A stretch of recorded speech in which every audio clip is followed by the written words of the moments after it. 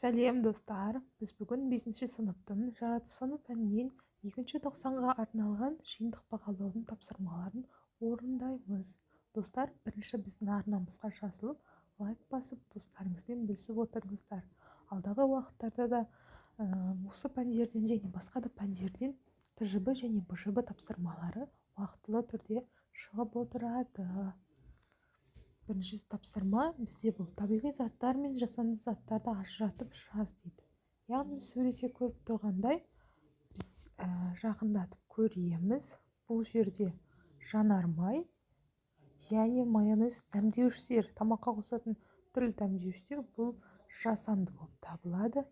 Екіншісі бұл көмір, бұл табиғи. Үшіншісі су, ағынды су, яғни және де тұз, бұл да табиғи. Төртіншісі бұл жасанды, өйткені бұл жерде порошок, ұнтақ, яғни және сабын көрсетіліп тұр. Екінші сурет, бұл екінші тапсырма бізде берілген суреттердегі заттардың агрегаттық күйі мен заттардың сипаттамасын жазыңыз және кестені толтырыңыз дейді.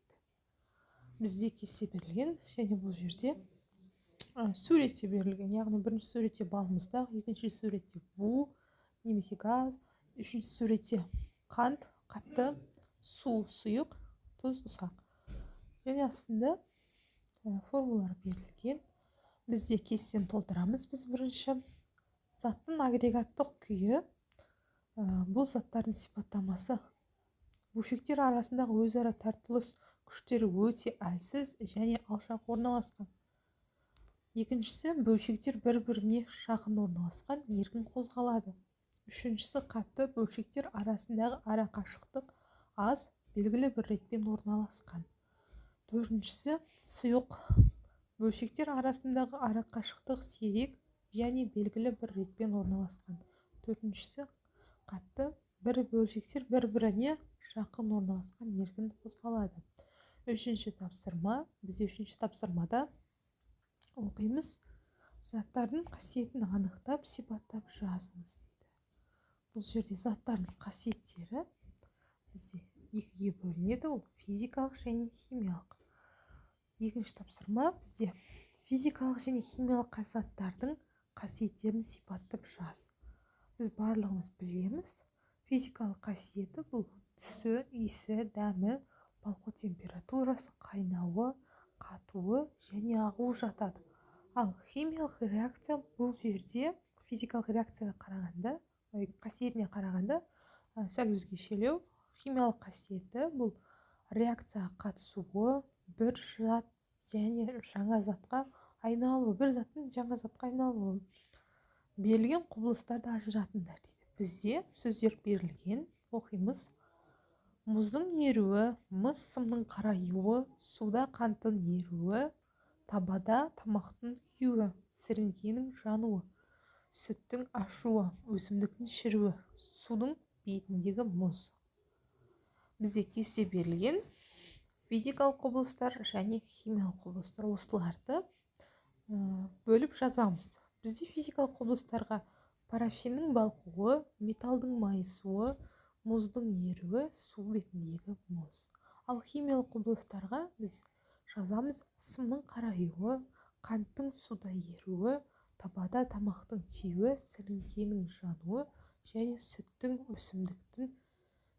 күйуі, өсімдіктің шіруі.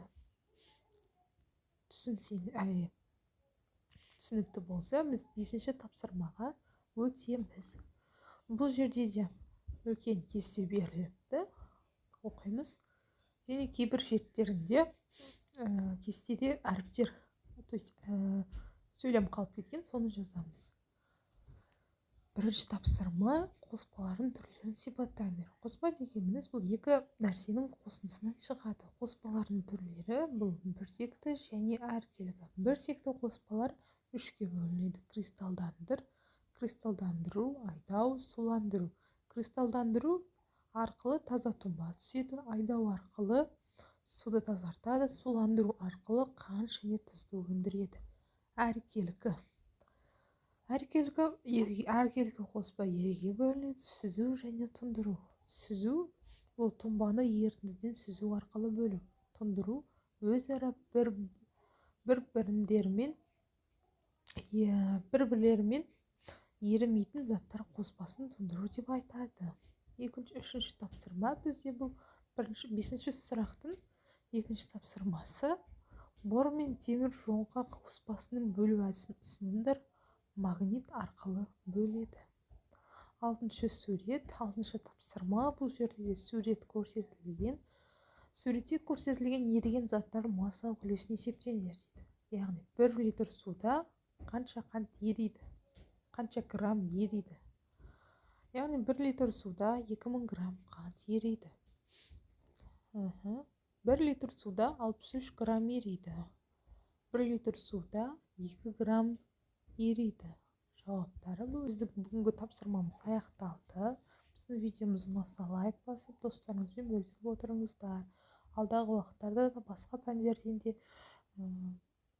ТЖБ, БЖБ тапсырмалары уақытылы түрде шығып тұрады.